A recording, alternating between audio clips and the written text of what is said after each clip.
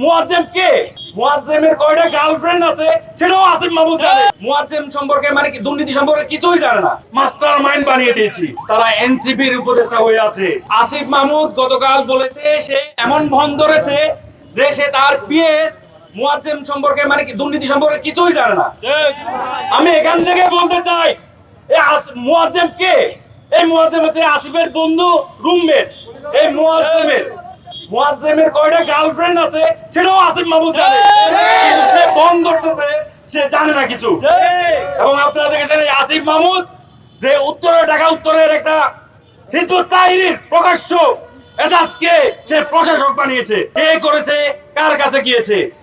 এবং কি আপনারা দেখতে পাচ্ছেন যে আমরা জুলাই বিপ্লবে একজনকে মাস্টার মাইন্ড বানিয়ে দিয়েছি। আমি এখান থেকে চ্যালেঞ্জ করে বলতে চাই, এই শাহবাগ থানায় এডিসি হারুন আমাকে যতদিন শাহবাগ থানায়, শুধু শাহবাগ থানায় রিমান্ডে রেখেছে, ততদিনও আমরা এই মাহফুজকে, চান্দাকে, তথাকথিত মাস্টার মাইন্ডকে রাজপথে দেখি নাই।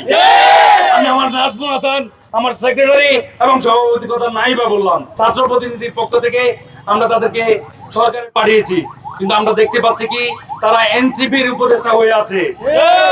খুবই দুঃখজনক। আমরা বলে দিতে চাই এই চান্দা, এই এনসিপির উপদেষ্টাদেরকে অনতিবিলম্বে পদত্যাগ করতে হবে। এবং কি যারা জুলাই বিপ্লবে যে সকল রাজনৈতিক দল আপনার রাজপথে ছিল ফেসিবাদের বিরুদ্ধে, তাদেরকে নিয়ে আপনার একটা জাতীয় সরকার গঠন করতে হবে।